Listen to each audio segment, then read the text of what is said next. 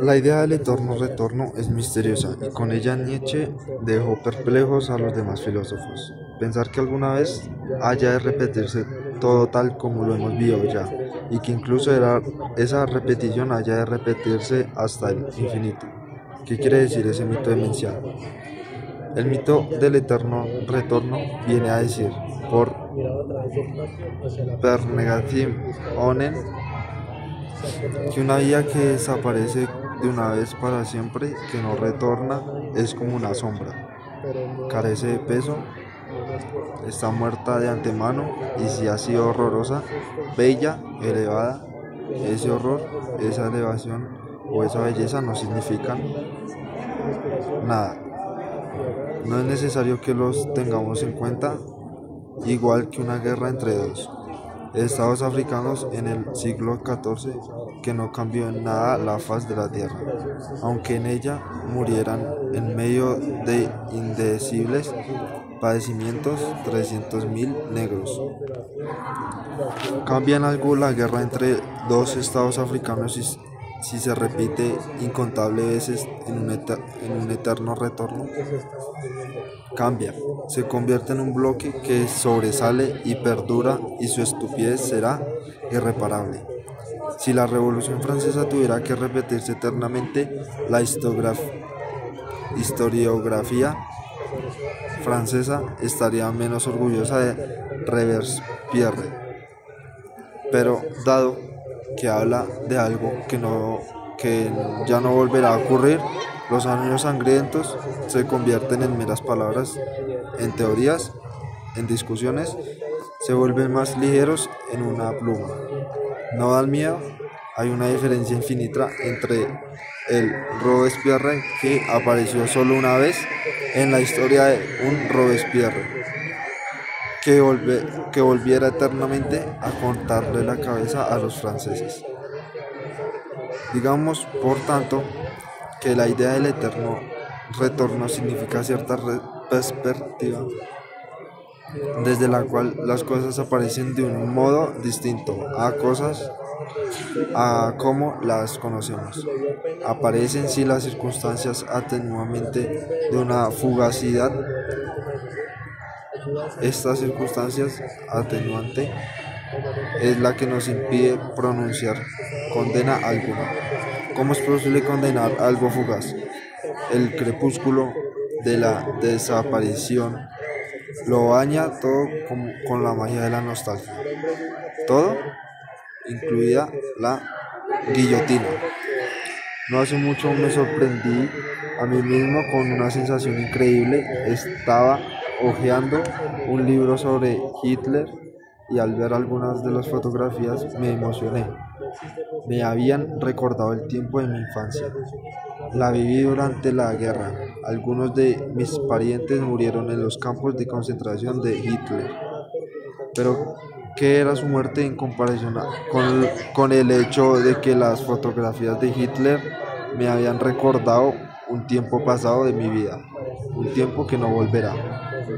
Esta reconciliación con Hitler demuestra la profunda perversión moral que va unida a un mundo basado esencialmente en la inexistencia del retorno, porque en ese mundo todo está perdonado de antemano y por tanto todo cínicamente permitido. Si cada uno de los instantes de nuestra vida se va a repetir infinitas veces, estamos clavados a la eternidad como Jesucristo a la cruz. La imagen es terrible. En el mundo del eterno retorno descansa sobre cada gesto el peso de una insoportable responsabilidad. Ese es el motivo por el cual Nietzsche llamó a la idea del eterno retorno la carga más pesada. Pero si el eterno retorno es la carga más pesada, entonces nuestras vidas pueden aparecer sobre ese telón de fondo, en toda su maravillosa levedad. Pero es de verdad terrible el peso y maravilloso la levedad. La carga más pesada nos destroza. Somos derribados por ella.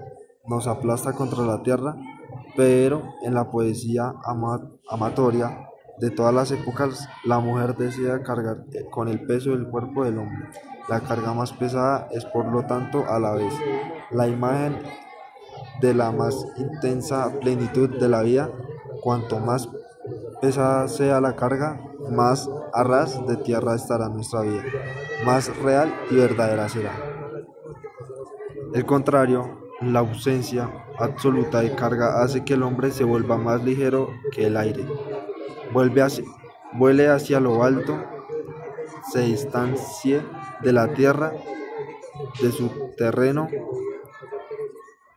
que sea real solo a medias y sus movimientos sean tan libres como insignificantes. Entonces, ¿qué hemos de elegir? ¿El peso o la levedad? Este fue el interrogante que se planteó Parménides en el siglo VI antes de Cristo. A su juicio, todo el mundo estaba dividido en principios contradictorios: luz, oscuridad, sutil, tosco, calor, frío, ser, no ser.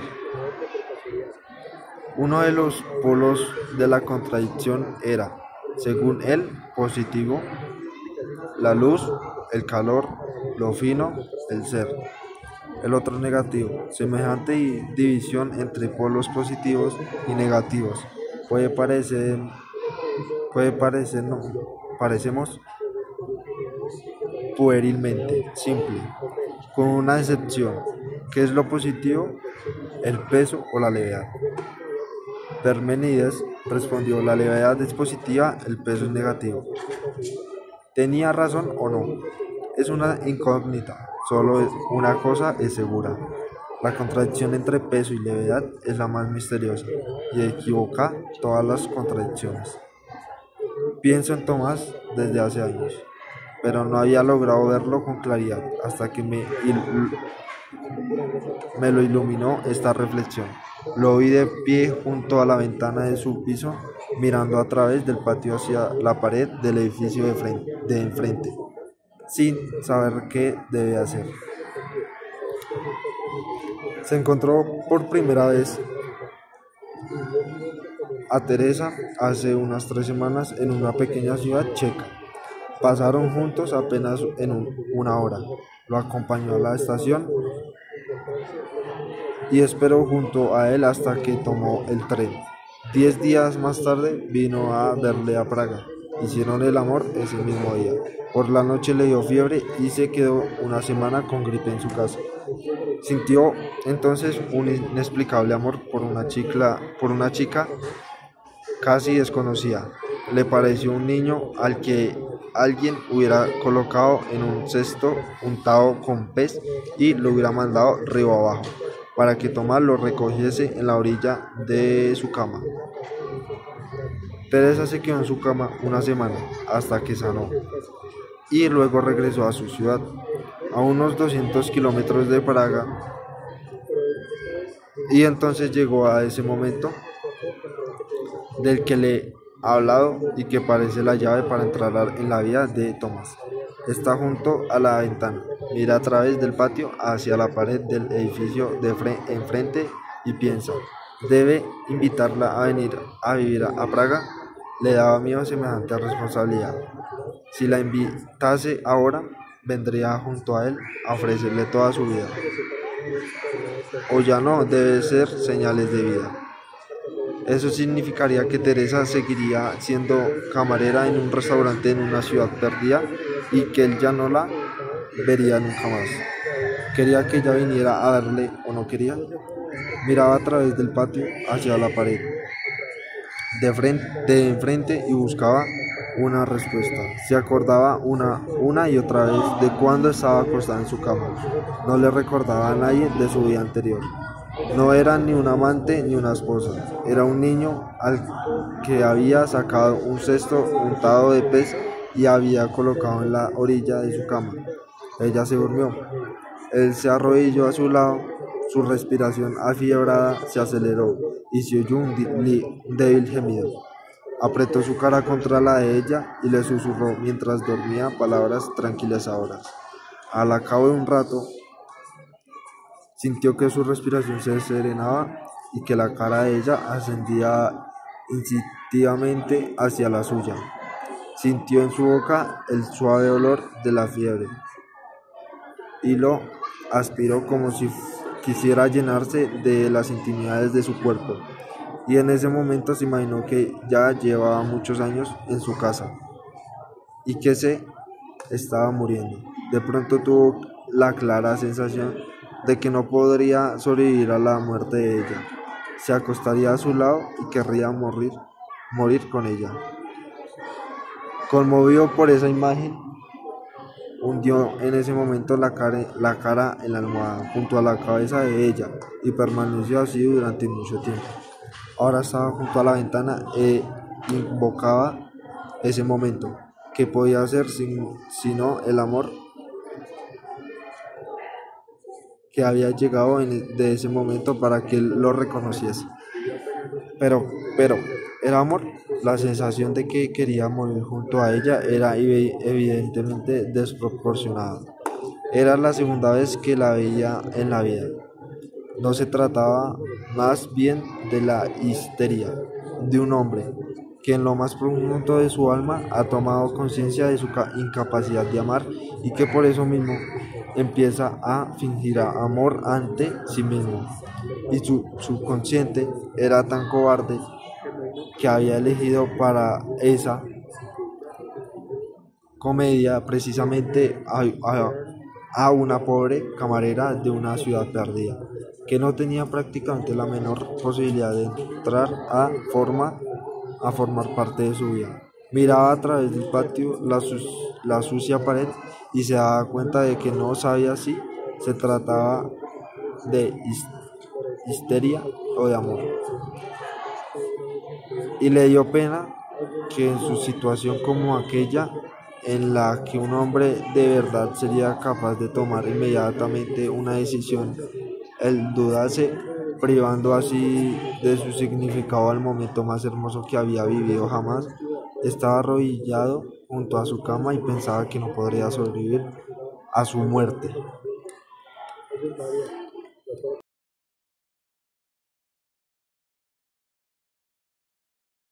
Se enfadó consigo mismo. Se enfadó consigo mismo, pero luego se le ocurrió que en realidad era bastante natural que no supiera qué quería. El hombre nunca puede saber qué debe querer, porque vive solo una vida y no tiene modo de compararla con sus vidas precedentes, ni de enmendarla en sus vidas posteriores. Es mejor estar con Teresa o quedarse solo. No existe posibilidad alguna de comprobar cuál de las decisiones es la mejor, porque no existe comparación alguna. El hombre lo vive todo a la primera y sin preparación, como si un actor representase su obra sin ningún tipo de ensayo. Pero, ¿qué valor puede tener la vida si el primer ensayo para vivir es ya la vida misma? Por eso la vida parece un boceto, pero ni siquiera boceto es palabra precisa, porque un boceto es siempre un borrador de algo. La preparación para un cuadro, mientras que el boceto que es nuestra vida es un boceto para nada, un borrador sin cuadro. El Minal ist kein Mal, repite Tomás para sí el proverbio alemán. Lo que solo ocurre una vez es como si no ocurriera nunca. Si el hombre puede vivir una vida, es como si no viviera un absoluto. Pero luego, un día, en un descanso entre dos operaciones, la enfermera le avisó que le llamaban al teléfono. En el auricular oyó la voz de Teresa. Le llamaba desde la estación. Se alegró. Era una lástima que para esa misma noche ya hubiera quedado en ir a visitar a unos amigos, de modo que la invitó a venir a su casa al día siguiente. En cuanto colgó, se arrepintió de no haberle dicho que viniera enseguida. Si aún tenía tiempo de aplazarla la visita, se puso a pensar en qué podría hacer Teresa en Praga teniendo que esperar nada menos que 36 horas hasta verla. y le dieron ganas de coger el coche e ir a buscarla por las calles de la ciudad. Llegó al día siguiente al anochecer. Llevaba un bolso colgado del hombro con una correa larga y le pareció más elegante que la otra vez. Tenía en la mano un libro grueso. Era Ana Karenina de Tolstoy. Su comportamiento era alegre, incluso incluso un tanto ruidoso, y trataba de que pareciera que había ido a verle por casualidad. Gracias a una feliz coincidencia, está en Praga por motivos de trabajo, o quizás sus explicaciones eran muy confusas, para ver si encontraba un trabajo. Estaban acostados más tarde desnudos y fatigados, los dos juntos en la cama. Era ya de noche. Él le preguntó dónde se alojaba para llevarla en coche. Le respondió tímidamente que todavía no había buscado hotel y que la maleta la tenía en la consigna de la estación. Ayer mismo había tenido miedo de que, si la invitaba a visitarla en Praga, viniera a ofrecerle toda su vida, cuando ahora le dijo que tenía la maleta en consigna. Se dio cuenta de inmediato de que en esa maleta estaba toda la vida de ella, y de que le había dejado momentáneamente en la estación antes de ofrecérsela. Cogió el coche que estaba aparcado delante del edificio, fue hasta la estación, recogió la maleta, era grande y enormemente pesada, y regresó a casa con la maleta y con ella. ¿Cómo es posible que decidiera con tanta rapidez cuando había estado casi 14 días dudando y sin ser capaz de enviarle ni siquiera una postal con un saludo? Él mismo estaba sorprendido. Estaba actuando en contra de sus principios. Hace 10 años se divorció de su primera mujer y vivió el divorcio con el ánimo festivo con otros celebraban su boda. Se daba cuenta de que no había nacido para convivir con una mujer y de que solo podía encontrarse plenamente a sí mismo viviendo como un solterón.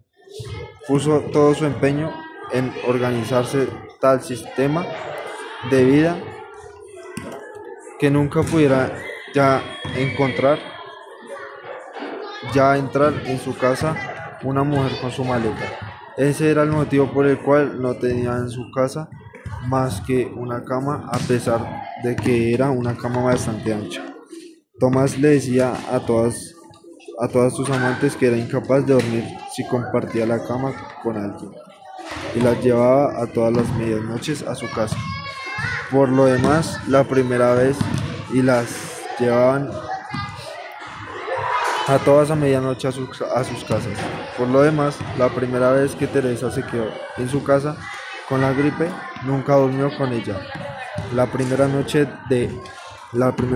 él la pasó en un sofá grande, y la noche siguiente se marchó al hospital, donde tenía su despacho y en él una comilla utilizada durante las guardias. Pero esta vez se durmió a su lado por la mañana. Se despertó y comprobó que Teresa, que aún dormía, lo tenía cogido de la mano.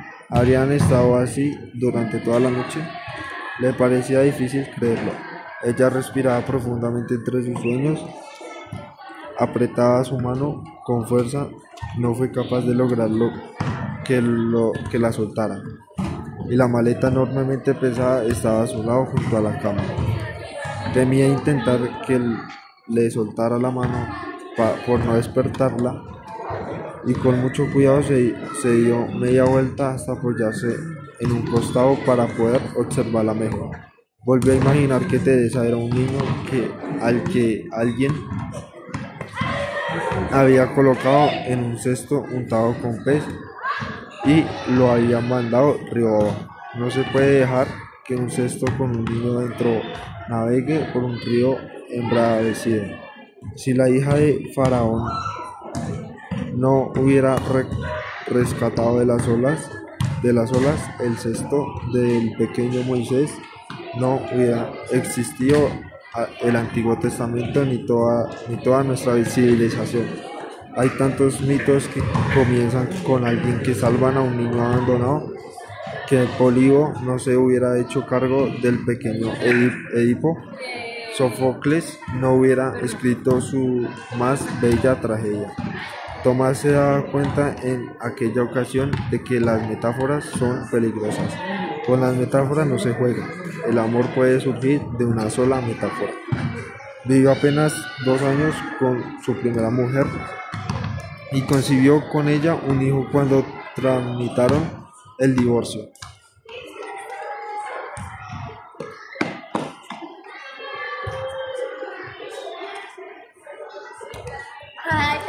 El juez otorgó el niño a la madre y condenó a Tomás a pagar por él 1/3 de un sueldo. Al mismo tiempo le garantizó que tendría derecho a ver al niño un domingo de cada 2. Pero cada vez que tenía que ver a su hijo, la madre inventaba alguna excusa. Si les hubiera llevado costosos regalos, seguramente habría habido menos obstáculos para los encuentros. Comprendió que tenía que pagarle a la madre y pagarle por anticipado por el cariño del hijo. Se imaginó cómo iba a pretender quijotescamente inculcar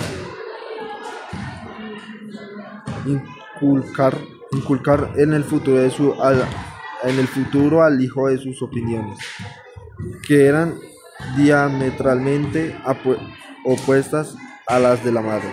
Ya se sentía cansado de antemano. Un domingo, cuando la madre volvió a anular en el último momento una cita con su hijo, decidió de repente que ya no quería volver a verle nunca en la vida. Además, porque iba a tener que sentir por este niño al que no le unía nada más por una noche imprudente. Algo más que por otra persona cualquiera pagara puntualmente lo que le corresponda, pero que nadie le pida que luche por el derecho a su hijo en nombre de quien sabe qué sentimientos paternales. Por supuesto que nadie estuvo de acuerdo con semejante postura. Sus propios padres condenaron su actitud y dijeron que, si Tomás negaba interesarse por su hijo, ellos harían lo propio con el suyo. Mantuvieron en cambio excelentes relaciones con la nuera, jactándose ante los amigos de su comportamiento ejemplar y de su sentido de la justicia. De ese modo consiguió librarse en poco tiempo de su mujer, su hijo, su madre y su padre. Lo que le quedó de todos ellos fue el miedo a las mujeres. Las deseaba, pero les tenía miedo. Entre el miedo y el deseo no tenía más remedio que buscar una especie de compromiso. Lo denominaba amistad erótica. A sus amantes les decía solo una relación no sentimental, en la que uno no reivindique la vida y la libertad del otro. Puede hacerse felices a los dos.